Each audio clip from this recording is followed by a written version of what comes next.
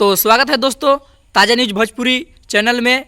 दोस्तों आज हम बात करने वाले हैं जो कि एक नहीं दो नहीं बल्कि कई सारे गाने हिट दे चुके हैं। जी हाँ दोस्तों, हम बात करने वाले हैं सागर संगम यादव जी से। बहुत सारे टॉपिक पे बात होगा, तो आप ताज़ा न्यूज़ को अंत तक देखते रहिए और चलिए बात करते हैं। तो सबसे पहले सागर जी, आप कहाँ के रहने वाले हैं? सबसे पहले तो ताज़ा न्यूज़ देखने वाला सभी भोजपुरी भैया का प्रणाम बा। हम आप सबका छोटा भाई सागर संगम, और मैं मोतिहारी जिला से बिलोंग करता हूँ। अच्छा, मोतिहारी जिला से बिलोंग करते हैं।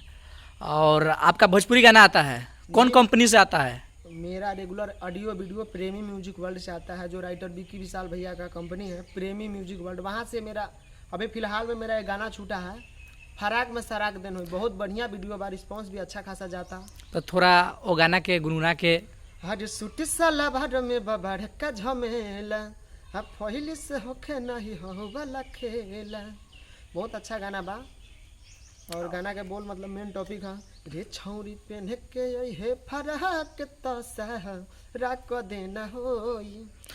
ये गाना मिलेगा आपको प्रेमी म्यूजिक वर्ल्ड पे। ऑडियो ऑलरेडी रिलीज हो चुका है और वीडियो बहुत अच्छा खासा चल रहा है। भाई लोग का प्यार दुलार मिल रहा है, वीडियो भी रिलीज हो चुका है।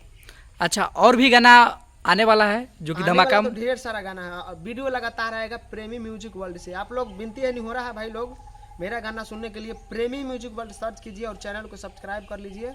वहाँ से मेरा ढेर सारा ऑडियो वीडियो, सैड सॉन्ग हो, रोमांटिक सॉन्ग हो, भोजपुरी लव सॉन्ग, सब सॉन्ग आता है भाई लोग।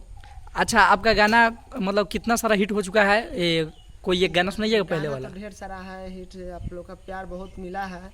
अच्छा, तुम्हारे तो ढोड़ी पर ये भी गाना चला, चुमा लेके भागल बा पाछी से, लेके आयल रहे गलेम्बर सखी, पता न कवन नशा करेला। तो थोड़ा एक लाइन गुनगुना दीजिए अपाची वाला, जो कि आप हम भी सुने हैं, वो गाना बहुत ज़्यादा चला। तो थोड़ा अपाची वाला गुनगुना दीजिए। दिए है उस गाने को।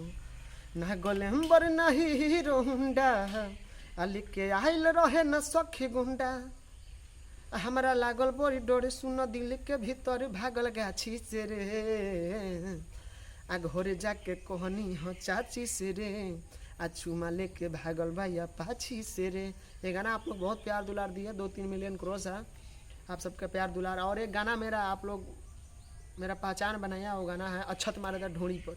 थोड़ा वो भी गा के सुना दीजिए। बोल था, ले लो ये बोबी होई बाबा जी के जोरी, आ तोहर छुट्टी तारा दीदियों के करी, आ लेके भभूति मोला डोरी पर, ए छोटी आ जाने मारता चोटी, ए छोटी जाने मारता चोटी, अछत मारे ता ढोरी पर। ये गाना भी आप लोग बहुत प्यार दुलार दिए।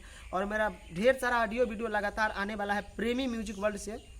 आप सब प्यार दुलार बना के रहे और प्रेमी म्यूजिक वर्ल्ड सब्सक्राइब करें, जो राइटर विकी विशाल भैया का कंपनी है। बहुत प्यार दुलार दे रहे हैं आप लोग छोटा भाई सागर संगम को, इसी तरह प्यार दुलार देते रहे। आप सबके बीच ऑडियो वीडियो में लेकर आता रहूँगा।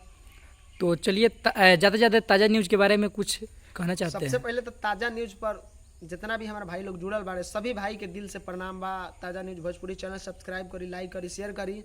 और एक बात और, जो मैं कंपनी से गाता हूँ प्रेमी म्यूजिक वर्ल्ड, उस चैनल को भी आप लोग सब्सक्राइब कीजिए, लाइक कीजिए, शेयर कीजिए और भाई को प्यार दुलार दीजिए। धन्यवाद। चलिए, ताज़ा न्यूज़ में टाइम देने के लिए धन्यवाद।